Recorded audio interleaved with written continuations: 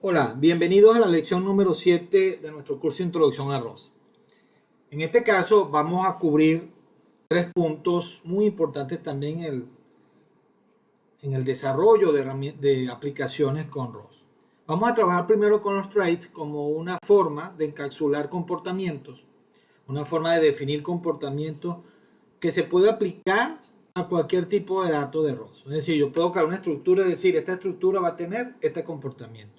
Y el comportamiento lo define el trait. Eso lo vamos a ver.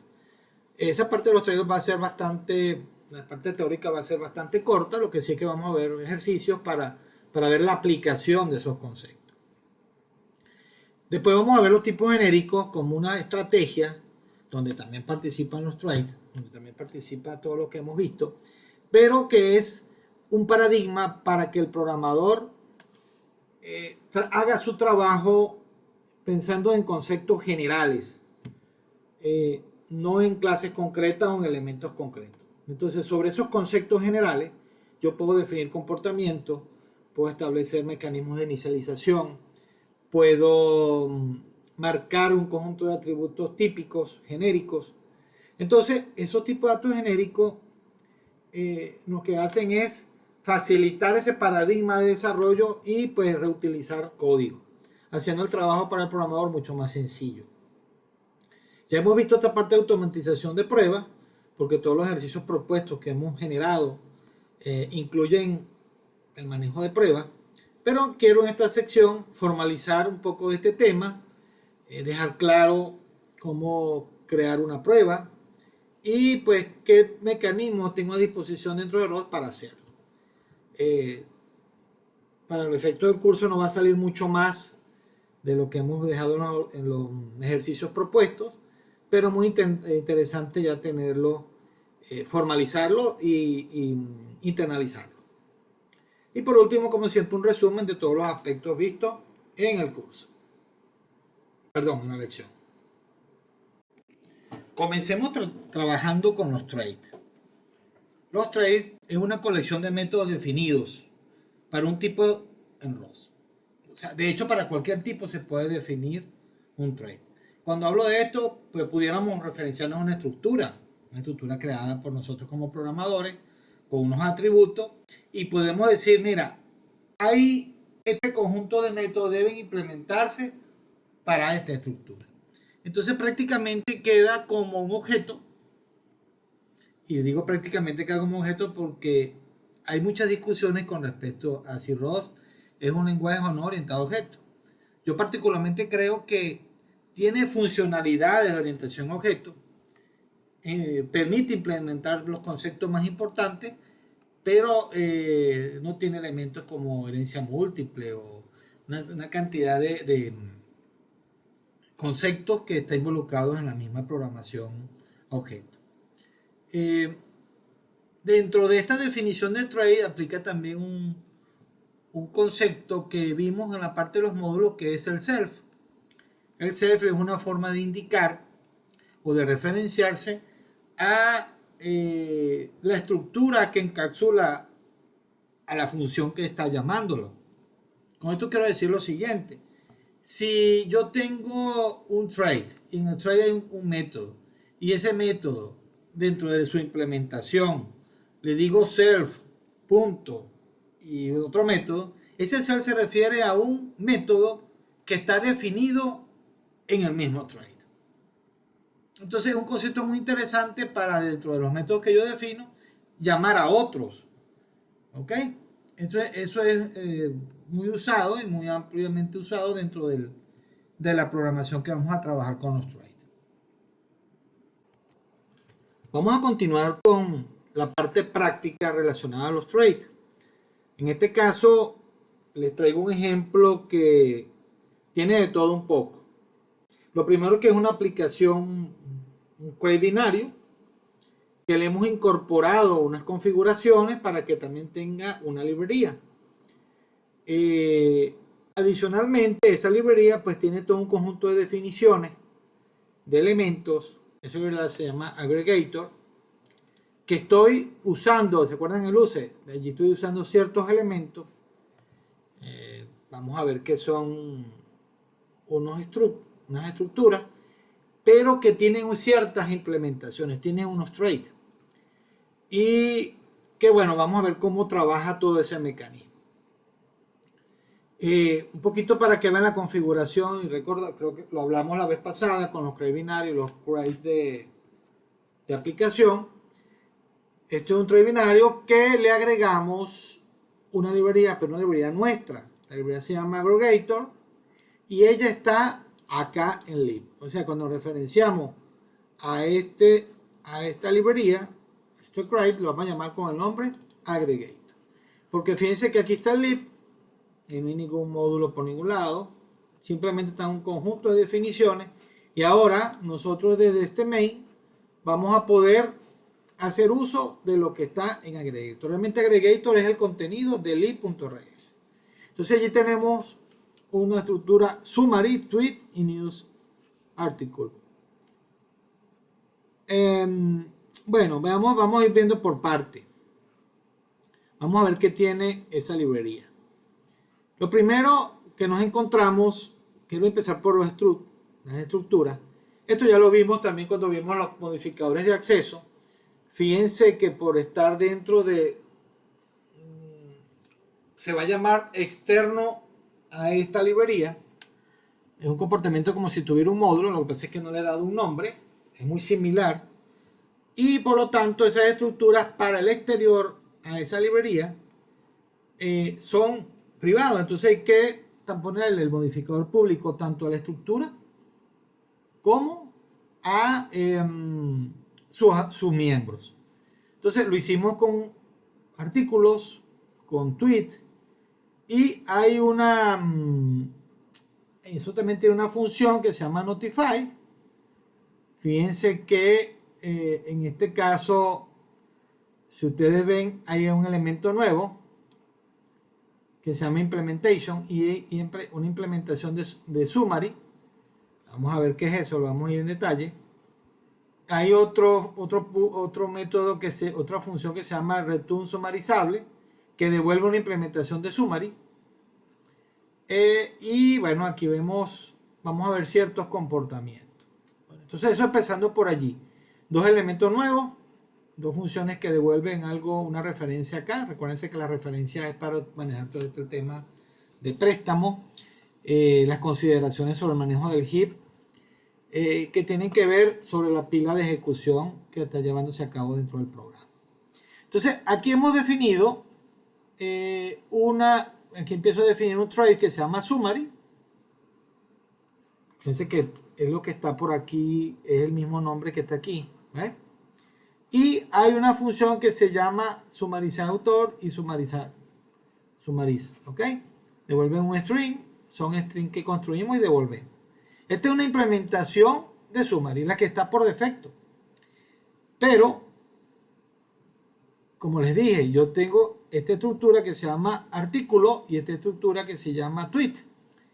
Pero aquí estoy haciendo algo en particular. Estoy usando algo que se llama implementación de summary. Voy a implementar el trait. Por casualidad, ahora estos traits, los métodos que forman parte de ese trait, las funciones que forman parte de ese trait están implementadas. Pero también vamos a ver otro ejemplo. Ese lo vamos a ver un poco menos en detalle, pero sí ver los elementos particulares del ejercicio, que lo vamos a ver a continuación luego de este. Estas dos funciones están implementadas, pero como les comento, puede darse el caso en que no estén implementadas. Entonces, pero ¿qué pasa si están implementadas? Por ejemplo, ya por defecto ese trait summary ya están implementados, esas funciones. Pero aquí está una implementación nueva de summary. Pero en este caso, y este es el for, para news article. ¿Qué quiere decir esto? Quiere decir cuando yo haga referencia o instancia artículo, entonces él va a tener los métodos, las funciones definidas en summary, que son por defecto estas dos. Pero si ustedes ven, he definido una nueva que se llama summarize.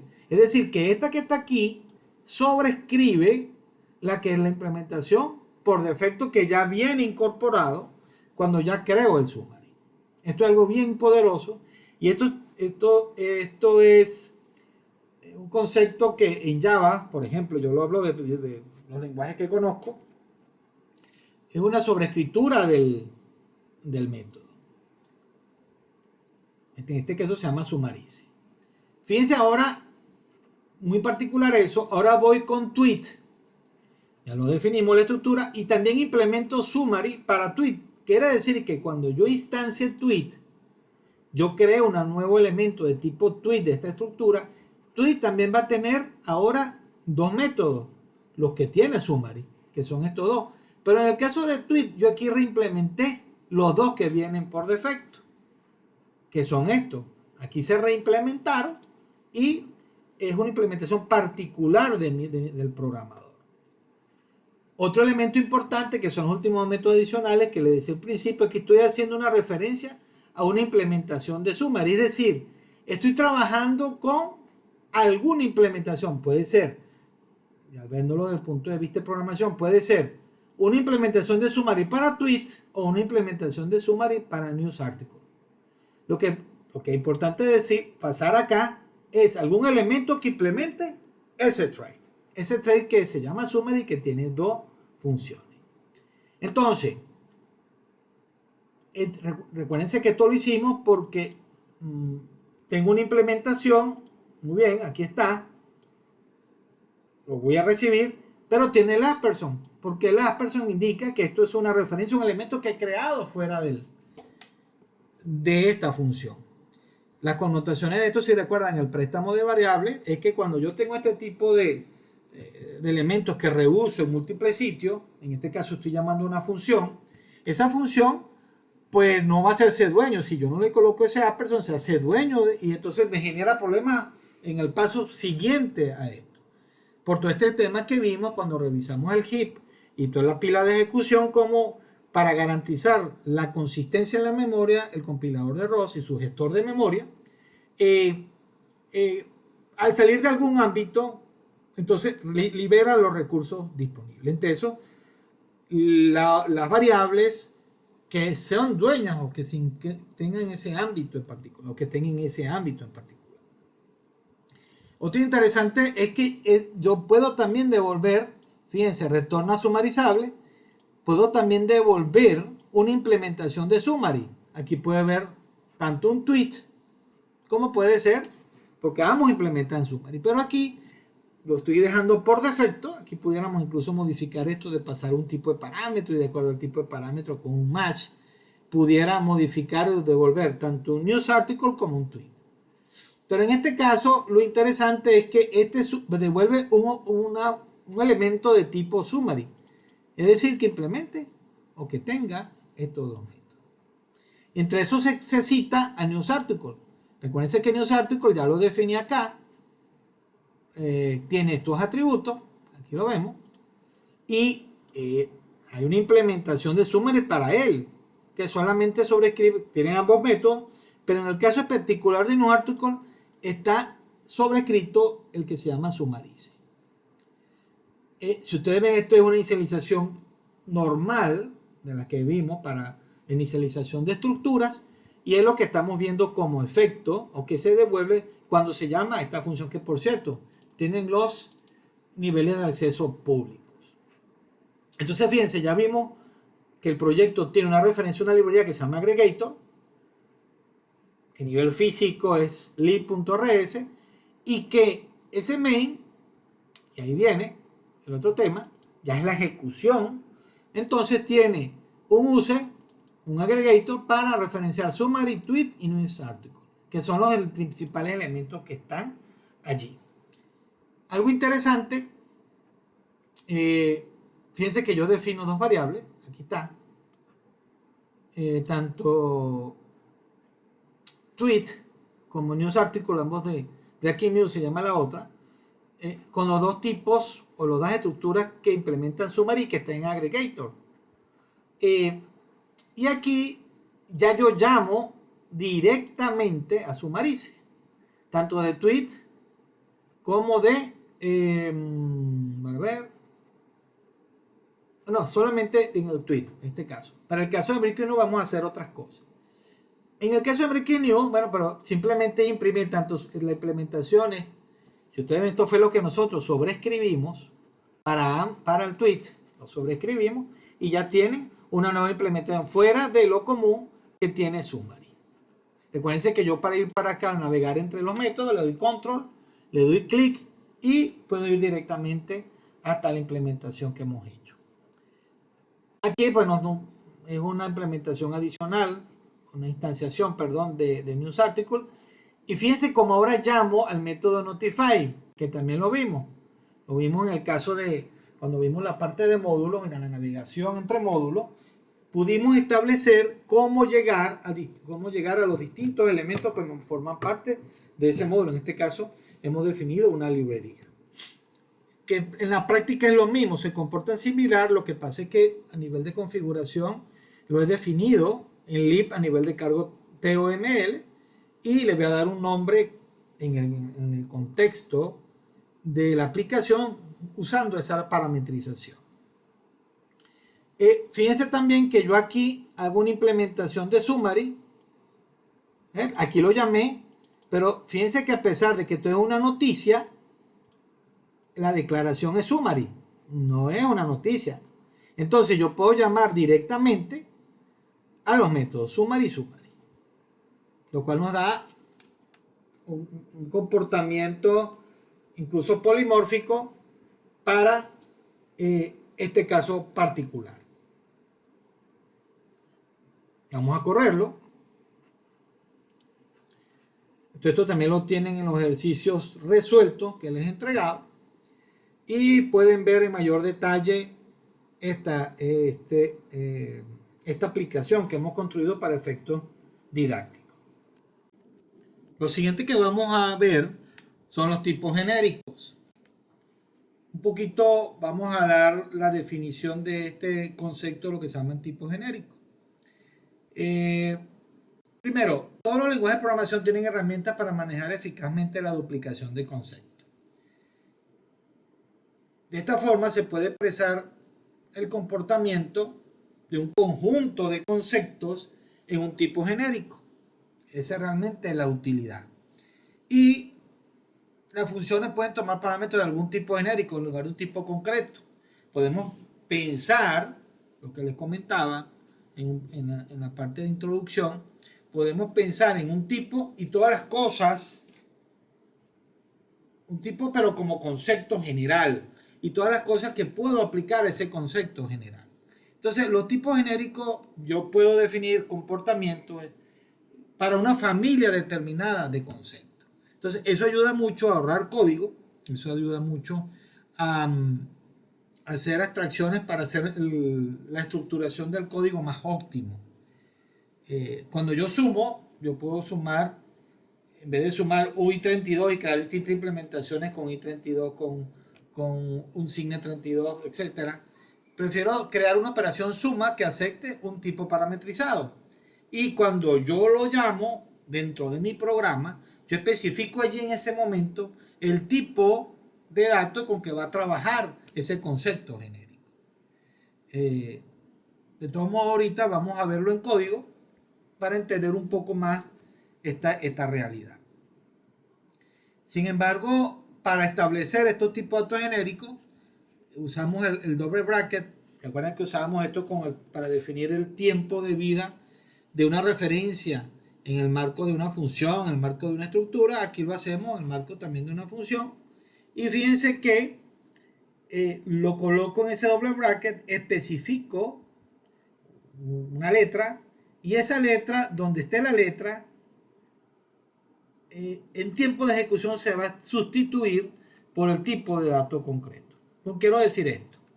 Si este método, en tiempo ya de ejecución, en tiempo ya de mi programación concreta, pues acuérdense que yo defino esto en mi programa, pero cuando yo hago el main, ese main yo tengo que llamar a ese método específico. A la llamada yo no le puedo pasar un test, tengo que darle un tipo definido dentro de ROS. Si es un tipo de un dato primitivo, o sea, un tipo creado por mí, por ejemplo, una estructura. En ese proceso, lo que estoy diciendo es que si este tipo al sustituirse, ya lo vamos a ver en el código, ese concepto T se sustituye donde aparezca. Si aquí coloco I32, quiere decir que el argumento que va a recibir esta función es de tipo i32. Y eso lo vamos a saber cuando ya implementemos ese concepto genérico en nuestro programa. Con respecto a cómo se definen tipos genéricos, vamos a comenzar mirando un ejemplo que está relacionado a estructura. Estas primeras dos líneas que están acá, de este fragmento de programa, estas tres corresponden a declaraciones de distintos tipos de estructura. Pero quería dejarlas de esta forma, contrastarlas, porque esta no es una declaración genérica. Fíjense que primero no tiene el doble bracket. Esta es una estructura, de hecho, que no tiene miembro, la estructura A. Y si ustedes ven, hay una estructura S que tiene un solo miembro. Fíjense que no tiene nombre y que ese miembro es de tipo A, que es la estructura que acabo de definir. Ya vamos a ver cómo acceder por lo menos a este atributo que no tiene un nombre. Incluso es muy similar a las tuplas. Las tuplas se acceden con el índice. ¿Se acuerdan? El 0, el 1. Entonces todo esto sirve para un poco mirar todo el esquema del manejo de cómo se trabajan las estructuras. O para refrescar esa parte, sin entrar en los temas de tipo genérico. Ahora, este tipo genérico, esto sí es un tipo genérico, se llama sgen. Fíjense que hay un parámetro t que en este momento no sabemos de qué tipo es, y que ese parámetro t es un miembro de sgen. Fíjense que ese miembro no tiene nombre, pero sí sabemos que es de un tipo t. Ese tipo t puede ser cualquier cosa, cualquier tipo válido en ROS. Importante, este tipo t, cuando este miembro quede tipo t, yo puedo después accederlo con el índice, como lo hacemos con la tupla similarmente, y lo vamos a ver en un ejercicio. Tal cual como lo hacemos con ese, lo podemos hacer con una estructura de tipo SG. Ahora veamos la forma de declarar, ya que estamos trabajando con estructuras que tienen tipo genérico. Veamos cómo se ve una declaración explícita e implícita. Cuando yo declaro una variable explícitamente a través de un tipo genérico, entonces fíjense que yo defino let, la variable se llama piso char, y él es fíjense que vienen los dos puntos, que es el tipo, ahora viene el tipo, y viene el simple gen, pero que es el que está acá, ¿ok? Aquí debería ser ese gen, no simple gen, ese gen. Y aquí, este que está aquí debería ser de un tipo particular, que es el que corresponde al parámetro genérico. En este caso dijimos que era char. Entonces, si esto es char, la inicialización de esa estructura evidentemente tiene que estar relacionado a este tipo char. Por eso es que yo coloco aquí un numeral char. Si aquí es un U32, aquí tendría que ser un número y así sucesivamente. Pero yo también puedo llegar al punto, fíjense, y es muy interesante para el programador, que este simple gen, que dijimos que era ese gen, al decirle que es un char, lo sé que es un char porque están en comillas simples. Recuérdense que los literales estriman en comilla doble. Ya él automáticamente detecta que este es un char y entonces estamos asumiendo que este char, es de tipo sgen char.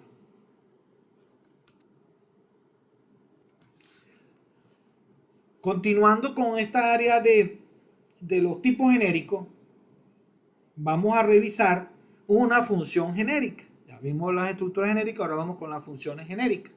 Realmente con estas dos cosas podemos construir la mayoría de los elementos que nos interesa para cualquier aplicación en ROS.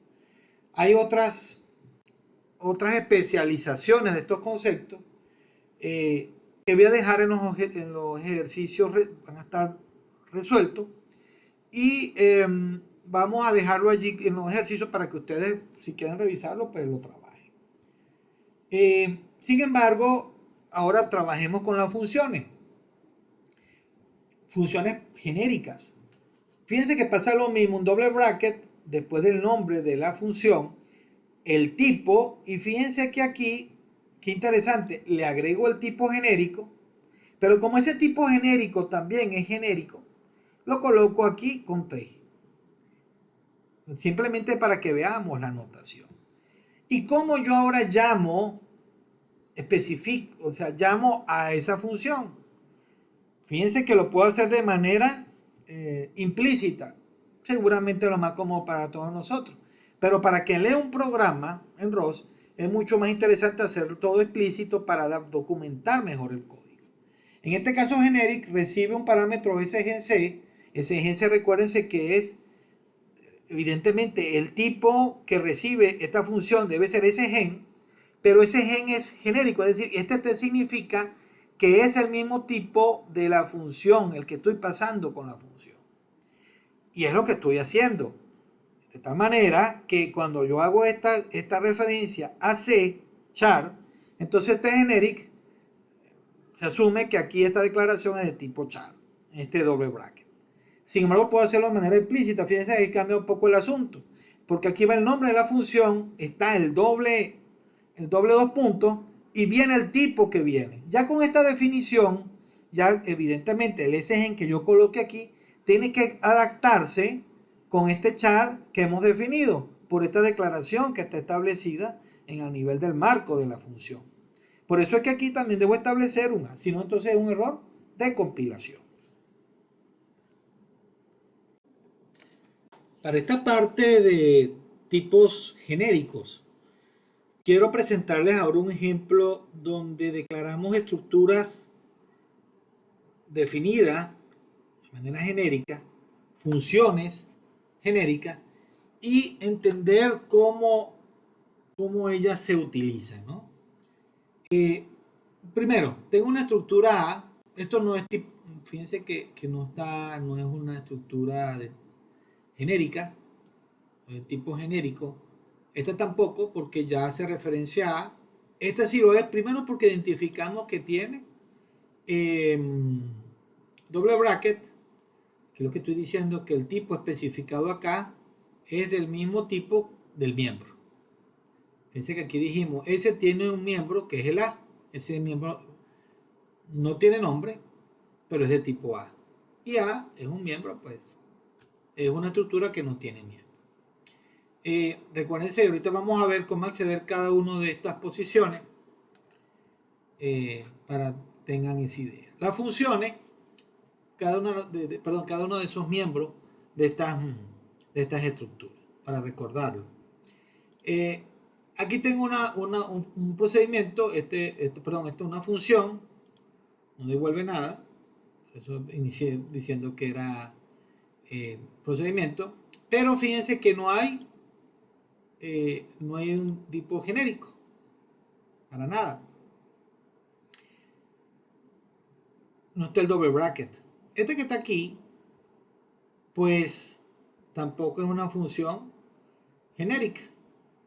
Pero ¿por qué no lo es? Porque ya yo especifico el tipo con que voy a trabajar. Ahora, el tipo de ese parámetro que estoy utilizando sí es genérico, porque lo he definido aquí de esta forma. ¿Qué estoy diciendo acá? Que esa estructura, ese gen, su miembro es de tipo A, que es lo que estoy especificando con esta expresión.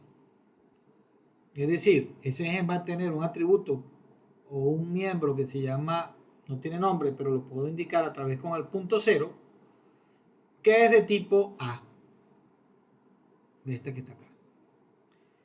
Este tampoco es genérico, esta función, porque por ningún lado tiene el doble bracket, pero su parámetro sí utiliza un tipo genérico. Y lo vemos acá, muy similar a este, pero en este caso estamos diciendo que el miembro que forma parte de ese gen es de tipo i32, es decir, que este miembro aquí es un número. Este que está acá es el que más nos interesa. El método se llama generic, acepta un parámetro t, o tiene un tipo genérico t, que ese tipo t, fíjense que se aplica, o lo aplicamos, a una estructura genérica creada previamente que se llama SG. Entonces, cuando nosotros lo vemos funcionando, bueno, aquí está lo que él recibe, ¿no? Un poquito antes de ver el genérico. cómo se llama de manera, digamos, cómo se especifica ese parámetro explícita e implícitamente. Implícitamente cuando lo calcula por inspección de los parámetros del mismo compilador, nos damos cuenta de que aquí estoy creando un tipo genérico cuyo valor es 6, es decir, i32. Aquí estoy usando una estructura A y aquí estoy utilizando el primero, que es un tipo de dato S. Por ningún lado tiene el parámetro genérico. Y que bueno, básicamente esto que está aquí es algo que es lo novedoso, el tipo de dato genérico que estoy usando como parámetro. Pero ahora tengo una función genérica, un tipo de parámetro genérico. Entonces, ¿cómo la llamo? Especificando parámetros de manera explícita o implícita. Fíjense cómo es de manera explícita. Le doy el nombre de la función, dos puntos, acá va el tipo de dato genérico, ya en concreto con que va a trabajar esa función, en este caso es un char.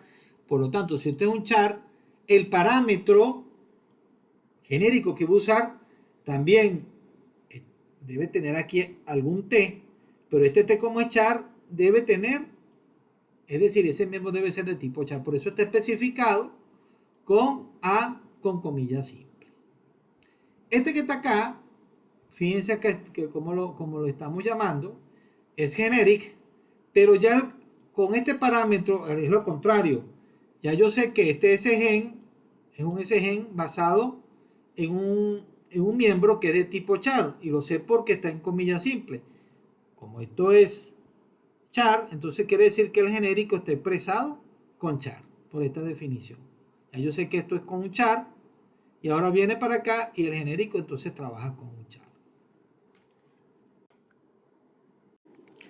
Revisando el tema de automatización de prueba, la idea ahora es, en este apartado de esta lección 7, revisar algunos conceptos relacionados a este proceso en el marco del lenguaje ROS, formalizar cómo hacerlo e incluso repasar o mirar cómo crear un proyecto donde ya esté creado todo ese ambiente de prueba, aunque yo realmente, si tengo un aplicativo, recuérdense que yo puedo crear una aplicación con cargo new y darle el nombre del proyecto.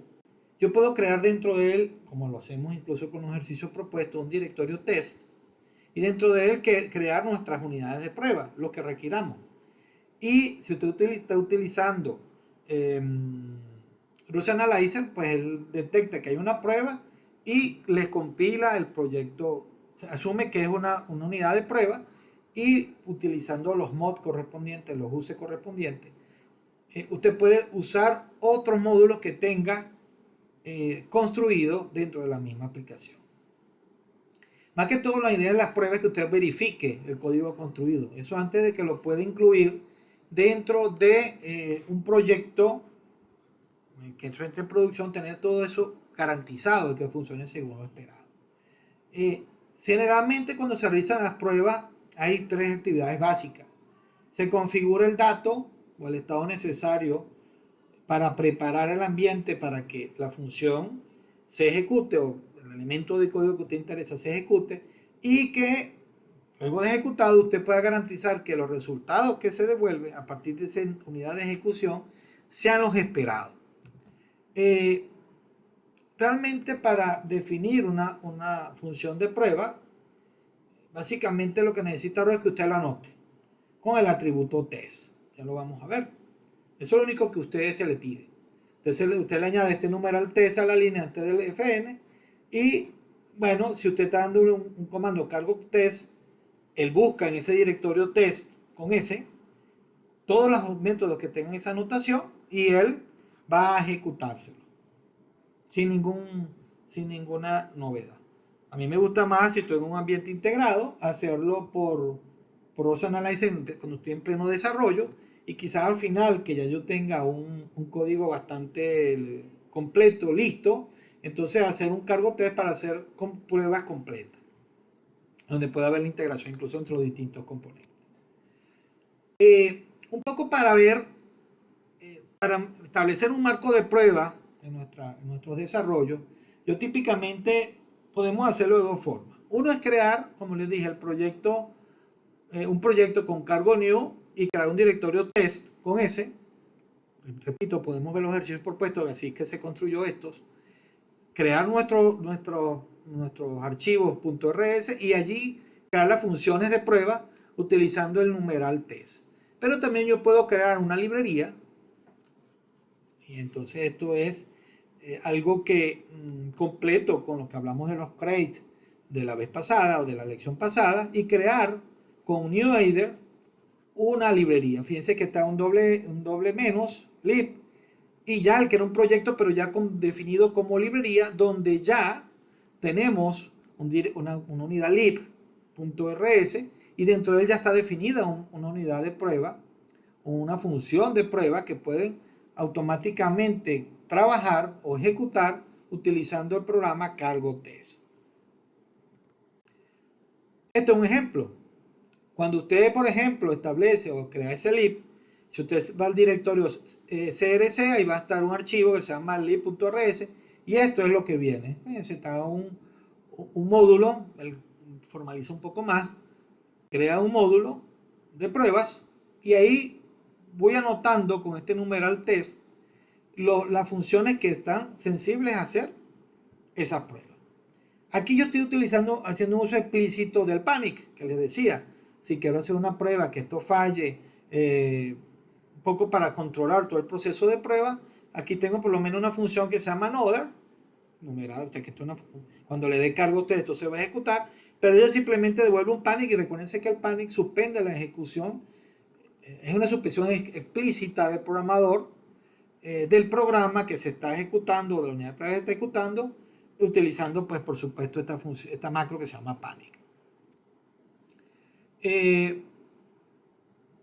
Como les decía, aquí estamos documentados. Si yo quiero trabajar con pruebas, pero en un proyecto binario, entonces creo un nuevo proyecto. Esto lo venimos trabajando, incluso lo hicimos con los crates, hicimos referencia a un crate, nos metemos dentro de ese directorio, creo ese directorio test, y allí agrego todos los archivos test rs que necesite, y le agrego esta anotación.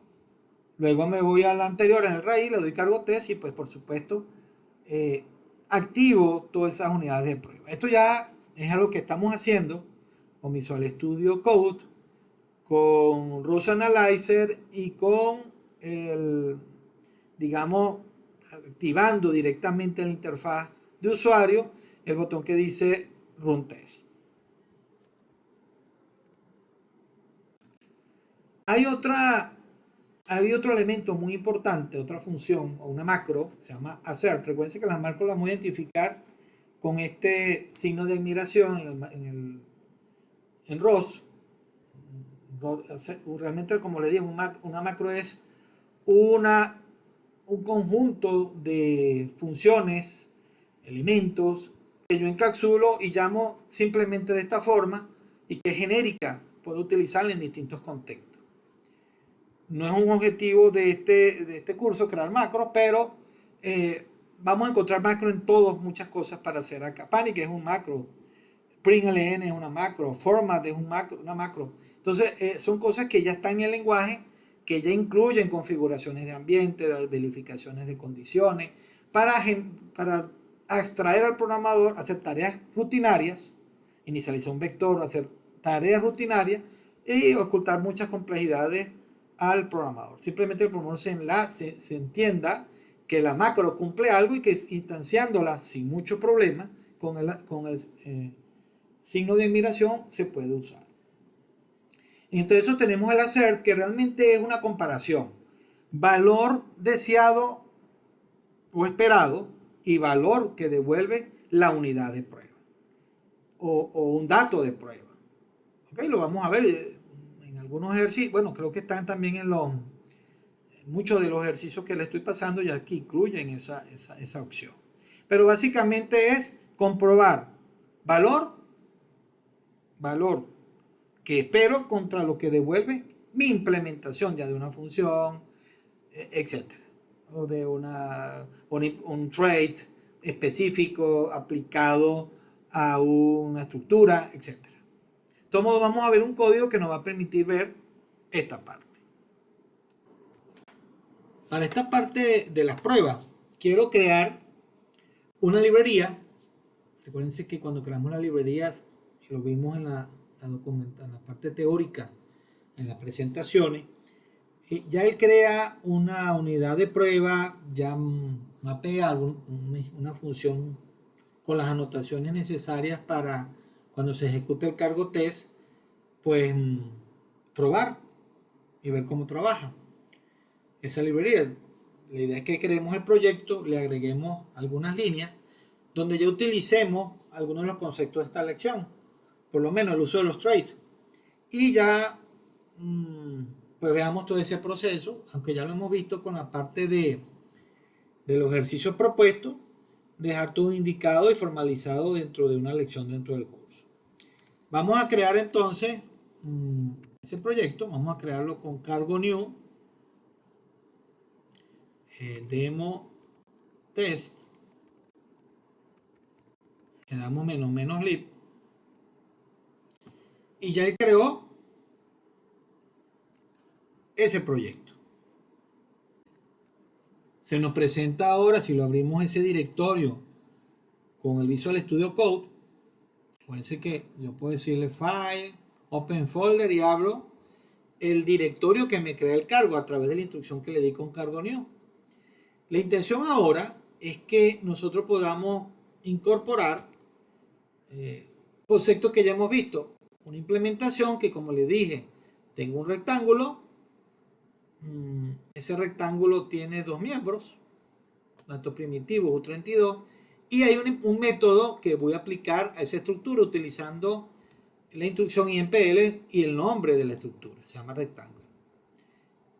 Bajo este concepto, si ustedes ven, ya tengo pues establecido unas estructuras de datos con que voy a hacer las pruebas.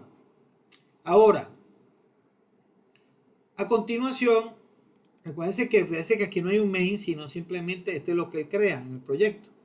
Configura esto y aquí estoy utilizando una instrucción que es use super.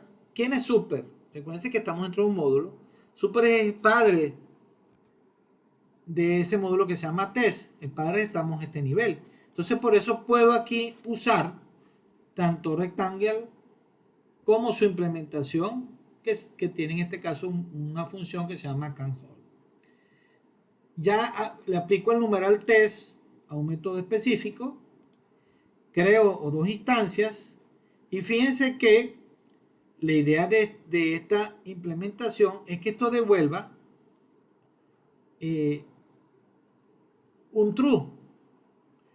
Si assert devuelve true, quiere decir que todo está correcto. Si devuelve false, ha ocurrido un error.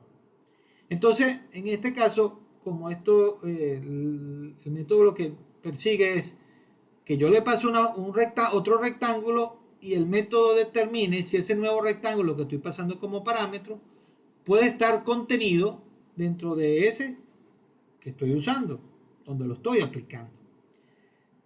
Es un pequeño, muy simple. Fíjense que aquí hay una referencia. Es un préstamo que se hace a la función.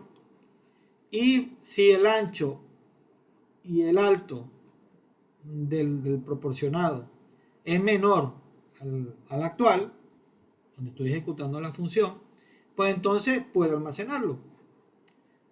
¿Qué es lo que estoy diciendo aquí? Fíjense que aquí está la referencia y aquí estoy usando el rectángulo más ancho, más amplio.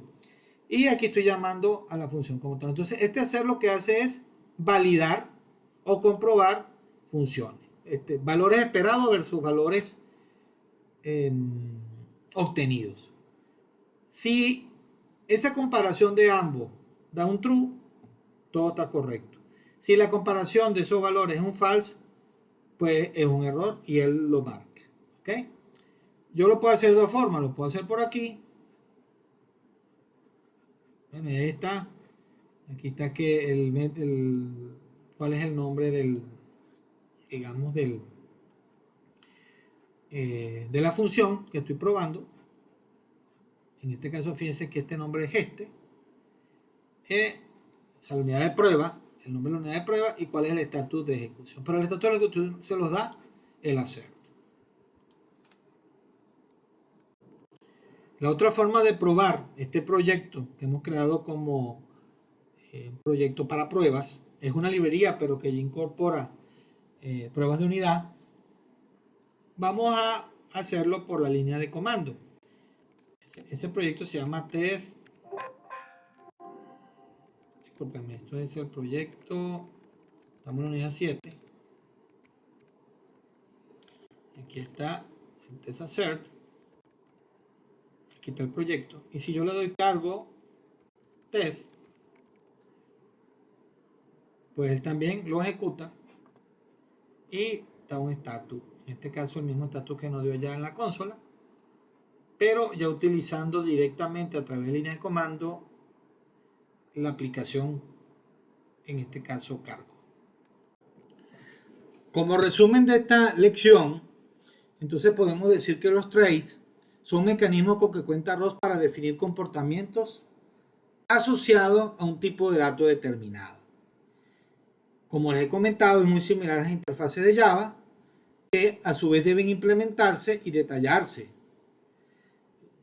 En el caso de los traits, pues tengo que implementar el comportamiento. Recuerden que los traits pueden ser genéricos también. Y puedo programarlo indistintamente de un tipo de dato concreto para efectos de hacerlo más reusable todavía. Los tipos genéricos es digamos, es un mecanismo, no es único de ROS, lo tienen muchos lenguajes. Pero la idea de esto es reducir la cantidad de código, flexibilidad, para que el programador, tal cual como les acabo de comentar, programe indistintamente del tipo de dato. Se centra en funcionalidades genéricas sobre la base de un tipo en tiempo de programación no concreto. En este caso, entonces, también podemos decir que ROS no solo permite tipos y funciones genéricas, sino que introduce traits genéricos. También lo vamos a revisar en su momento con un código. Bueno, en todo caso, ya todo esto indica al compilador la funcionalidad que debe proporcionar el tipo. O sea, yo digo, este es el trait y este trait lo voy a aplicar a tal tipo. Cuando entra en ejecución, ya sabe el compilador ROS que para este tipo específico existe un trait que maneja un comportamiento. Entonces puedo hacer esa referenciación.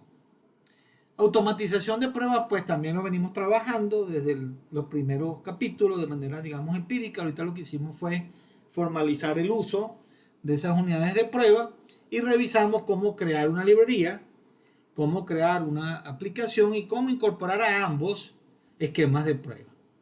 El proceso en ambos casos es un poquito diferente. Como siempre, hay que agradecer al Tesoro de Polkadot por todo el apoyo que nos está brindando para que esta iniciativa tenga realidad y pueda crecer nuestra comunidad de desarrolladores en ROS. Muchas gracias.